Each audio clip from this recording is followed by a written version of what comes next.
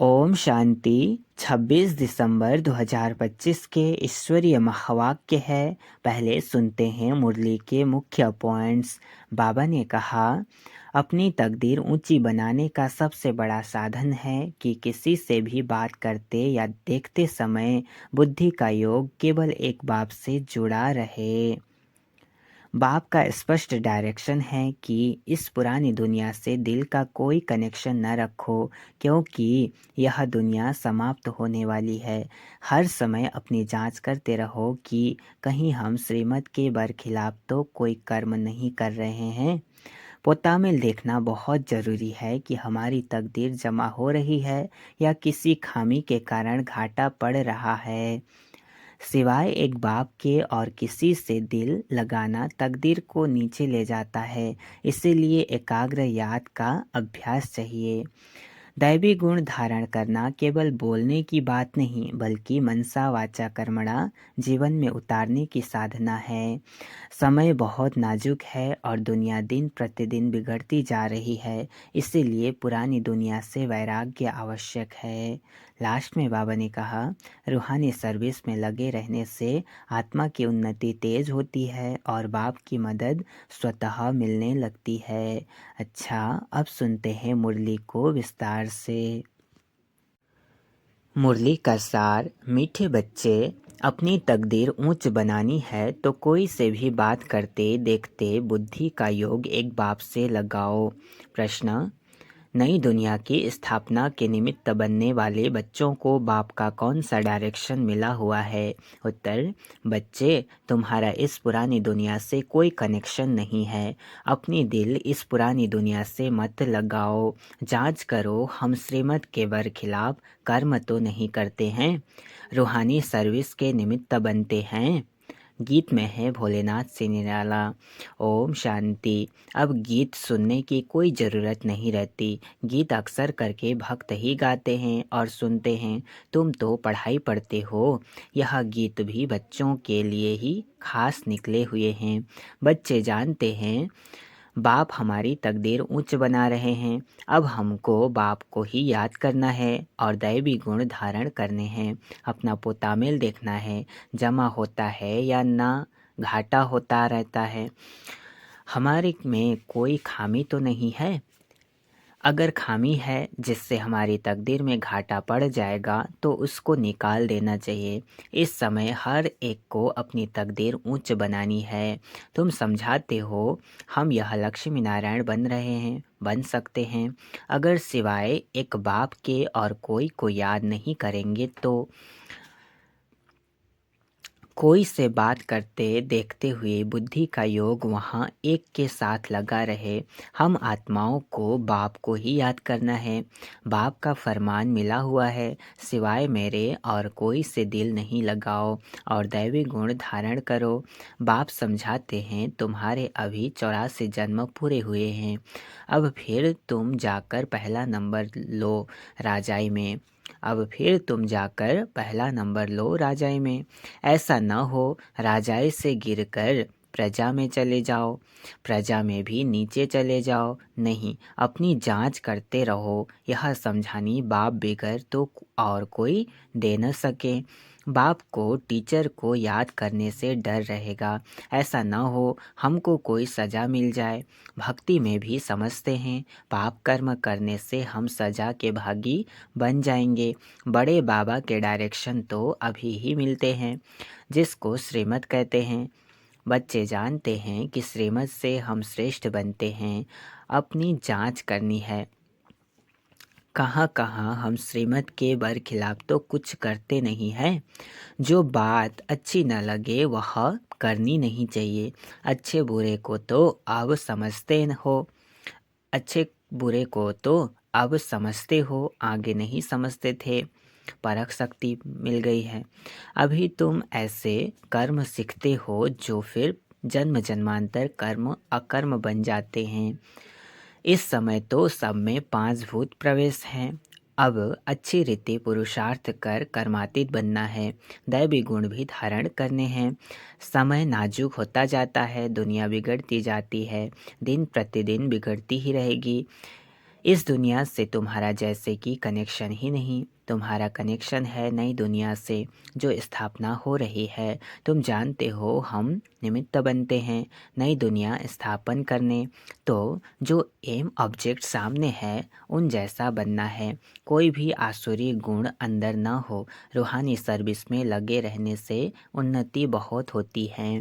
प्रदर्शनी म्यूज़ियम आदि बनाते हैं। समझते हैं बहुत लोग आएंगे, उन्हों को बाप का परिचय देंगे, फिर वह भी बाप को याद करने लग पड़ेंगे। सारा दिन यही ख्यालात चलते रहें। सेंटर खोल, सर्विस को बढ़ाएं, यह रत्न सब तुम्हारे पास हैं।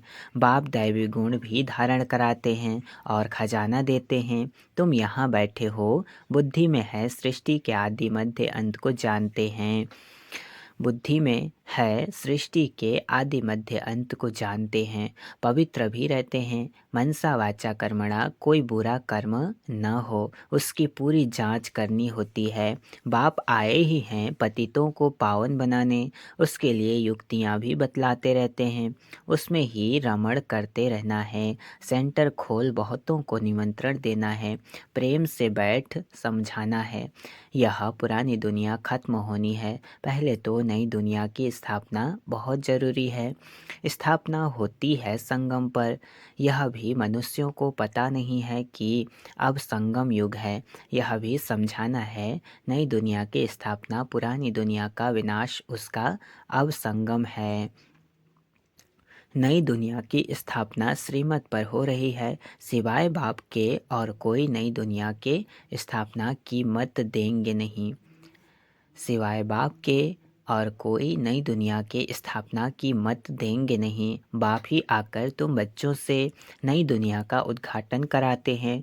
अकेले तो नहीं करेंगे, सब बच्चों की मदद लेते हैं। वो लोग उद्घाटन करने के लिए मदद नहीं लेंगे, आकर कैंची से रिबन काटेंगे। यहाँ तो वह बात नहीं। इसमें तुम ब्राह्मण कुलभूषण मददगार बनते हो। सब मनुष्य मात्र रास्ता बिल्कुल मूझे हुए हैं। पतित दुनिया को पावन बनाना यह बाप का ही काम है। बाप ही नई दुनिया की स्थापना करते हैं, जिसके लिए रूहानी नॉलेज देते हैं। तुम जानते हो बाप के पास नई दुनिया की स्थापना करने की युक्ति है। भक्ति मार्ग में उनको पुकारते हैं ना, हे पतित पावन आओ। भल शिव की पूजा भी करते रहते हैं, परंतु यह जानते नहीं हैं कि पतित पावन कौन है। दुख में याद तो करते हैं हे भगवान, हे राम। राम भी निराकार को ही कहते हैं। निराकार को ही उच्च भगवान कहते हैं, परंतु मनुष्य बहुत मुझे हुए हैं। बाप ने आकर निकाला है। जैसे फागी में मनुष्य मुझ जाते हैं ना, यह तो है बेहद की बात। बहुत बड़े जंगल में आकर पड़े हैं। तुमको भी बाप ने फील कराया है हम किस जंगल में पड़े थे। यह भी अब पता पड़ा है। यह पुरानी दुनिया है, इनका भी अंत है। मनुष्य तो बिल्कुल रास्ता जानते ही नहीं, बाप को पुकारते रहते हैं। तुम अभी पुकारते नहीं हो।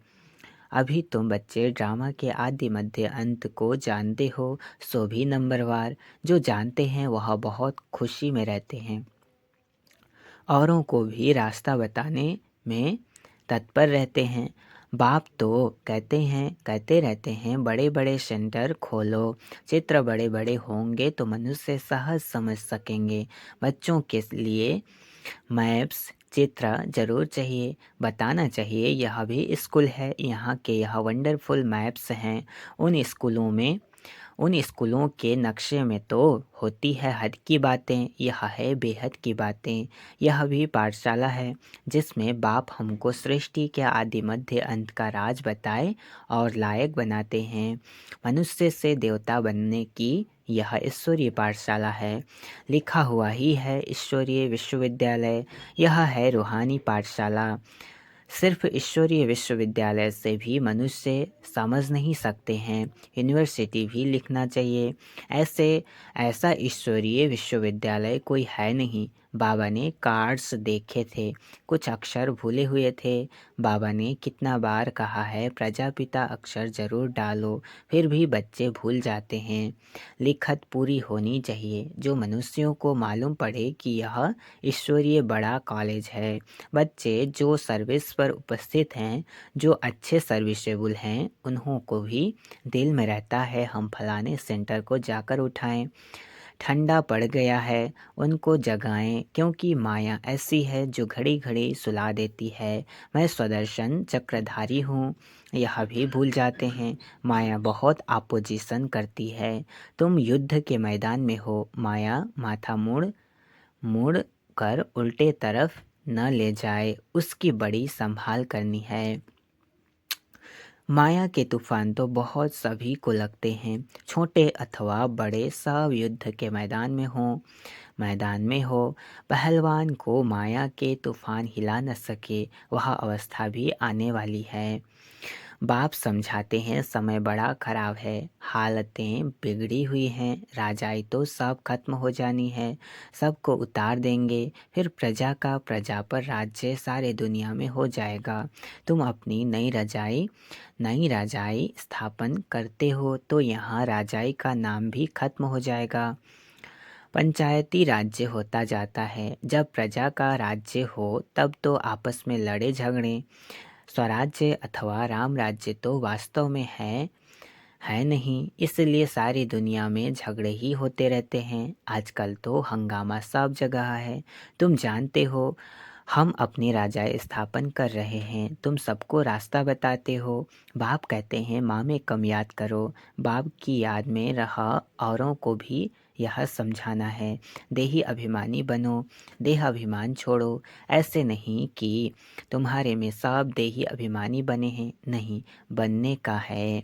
तुम पुरुषार्थ करते हो, औरों को भी कराते हो, याद करने की कोशिश करते हैं, फिर भूल जाते हैं। पुरुषार्थ यही करना है, मूल बात है बाप को याद करना। बच्चों को कितना समझाते हैं, नॉलेज बहुत अच्छी मिलती है। मूल बात है पवित्र रहना। बाप पावन बनाने आए हैं तो फिर पतित नहीं बनना है। याद से ही तुम सतो प्रधान बन जाएंगे, यह भूलना नहीं है। माया इसमें ही विघ्न डाल भुला देती है। रात दिन यह तात रहे, हम बाप को याद कर सतो प्रधान बने। याद ऐसी पक्की होनी चाहिए जो पिछाड़ी में सिवाय एक बाप के और कोई भी याद न पड़े। प्रदर्शनी में भी पहले पहले यह समझाना चाहिए, यह है सबका बाप, ऊंच से ऊंच भगवान, सबका बाप पतित पावन सद्गति दाता यह है, यही स्वर्ग का रचयिता है। अभी तुम बच्चे जानते हो बाप आते ही हैं संगम युग पर, बाप ही राजयोग सिखलाते हैं। पतित पावन एक के सिवाय दूसरा कोई हो नहीं सकता। पहले पहले तो बाप का परिचय देना पड़ता है। अब एक एक को ऐसे एक चित्र पर बैठ समझाओ तो इतनी भीड़ को कैसे समझा सकेंगे। परंतु पहले पहले बाप के चित्र पर समझाना मुख्य है। समझाना पड़ता है, भक्ति है अथाह, ज्ञान तो है एक। बाप कितनी युक्तियाँ बच्चों को बतलाते रहते हैं। पतित पावन एक बाप हैं, रास्ता भी बताते हैं। गीता कब सुनाई यह भी किसको पता नहीं। द्वापर युग को कोई संगम युग नहीं कहा जाता। युगे युगे तो बाप नहीं आते हैं, मनुष्य तो बिल्कुल मूंझ पड़े हैं। सारा दिन यही ख्यालात चलते रहें, कैसे कैसे समझाया जाए। बाप को डायरेक्शन देने पड़ते हैं। टेप पर भी मुरली पूरी सुन सकते हैं। कोई कोई कहते हैं टेप द्वारा हम सुन रहे हैं, क्यों न डायरेक्ट जाकर सुने, इसलिए सम्मुख आते हैं। बच्चों को बहुत सर्विस करनी है, रास्ता बताना है। प्रदर्शनी में आते हैं, अच्छा अच्छा भी कहते हैं, फिर बाहर जाने से माया के वायुमंडल में सब उड़ जाता है। सिमरण नहीं करते हैं, उनकी फिर पीठ करनी चाहिए। बाहर जाने से माया खींच लेती है। गोरख धंधों में लग जाते हैं। इसलिए मधुवन का गायन है, तुमको तो अभी समझ मिली है, तुम वहाँ भी जाकर समझाएंगे गीता का भगवान कौन है। आगे तो तुम भी ऐसे ही जाकर माथा झुकाते थे, अभी तो तुम बिल्कुल बदल गए हो। तुम अभी मनुष्य से देवता बन रहे हो। बुद्धि में सारी नॉलेज है और क्या जाने प्रजापिता ब्रह्मा कुमार कुमारियाँ कौन हैं। तुम समझाते हो, वास्तव में तुम भी प्रजापिता ब्रह्मा कुमार कुमारी हो। इस समय ही ब्रह्मा द्वारा स्थापना हो रही है। ब्राह्मण कुल भी जरूर चाहिए ना, संगम पर ही ब्राह्मण कुल होता है। आगे ब्राह्मणों की चोटी मशहूर थी, चोटी से या जनेऊ से पहचानते थे कि यह हिंदू है। अब तो वह निशानियाँ भी चली गई हैं। अभी तुम जानते हो हम ब्राह्मण हैं, ब्राह्मण बनने के बाद फिर देवता बन सकते हैं। ब्राह्मणों ने ही नई दुनिया स्थापन की है। योग बल से सतो प्रधान बन रहे हैं। अपनी जांच रखनी है, कोई भी आसुरी गुण न हो, लोन पानी नहीं बनना है। यह तो यज्ञ है ना, यज्ञ से सबकी संभाल होती रहती है। यज्ञ में संभालने वाले ट्रस्टी भी रहते हैं। यज्ञ का मालिक तो हैं शिव बाबा, यह ब्रह्मा भी ट्रस्टी हैं। यज्ञ की संभाल करनी पड़ती है। तुम बच्चों को जो चाहिए यज्ञ से लेना है, और कोई से लेकर पहनेंगे तो वह याद आता रहेगा। इसमें बुद्धि की लाइन बड़ी क्लियर चाहिए। अब तो वापस जाना है, समय बहुत थोड़ा है, इसलिए याद की यात्रा पक्की रहे, यही पुरुषार्थ करना है। अच्छा, मीठे मीठे सिकिलधे बच्चों प्रति माता पिता बाप दादा का याद प्यार और गुड मॉर्निंग। रूहानी बाप की रूहानी बच्चों को नमस्ते। हम रूहानी बच्चों की रूहानी माता पिता बाप दादा को याद प्यार और गुड मॉर्निंग। नमस्ते नमस्ते नमस्ते। शुक्रिया बाबा, शुक्रिया। धारणा के लिए मुख्य सार है। पहला पॉइंट, अपनी उन्नति के लिए रूहानी सर्विस में तत्पर रहना है। जो भी ज्ञान रत्न मिले हैं उन्हें धारण करके दूसरों को कराना है। दूसरा, अपनी जांच करनी है, हमारे में कोई आसुरी गुण तो नहीं है। हम ट्रस्टी बनकर रहते हैं, कभी लून पानी तो नहीं बनते हैं। बुद्धि की लाइन क्लियर है, चेक करना है। वरदान आज का, पुरुषार्थ के सूक्ष्म आलस्य का भी त्याग करने वाले ऑलराउंडर अलर्ट भाव। क्या कहा? पुरुषार्थ के सूक्ष्म आलस्य का भी त्याग करने वाले ऑलराउंडर अलर्ट भाव। विस्तार, पुरुषार्थ की थकावट आलस्य की निशानी है। आलस्य वाले जल्दी थकते हैं, उमंग वाले अथक होते हैं। जो पुरुषार्थ में दिल शिकस्त होते हैं उन्हें ही आलस्य आता है। वह सोचते हैं क्या करें, इतना ही हो सकता है, ज़्यादा नहीं हो सकता, हिम्मत नहीं है, चल तो रहे हैं, कर तो रहे हैं। अब इस सूक्ष्म आलस्य का भी नाम निशान न रहे, इसके लिए सदा अलर्ट, एवर रेडी और ऑलराउंडर बनो। स्लोगन है, समय के महत्व को सामने रख सर्व प्राप्तियों का खाता फूल जमा करो। समय के महत्व को सामने रख सर्व प्राप्तियों का खाता फूल जमा करो। अव्यक्त इशारे। अब संपन्न व कर्मातीत बनने की धुन लगाओ।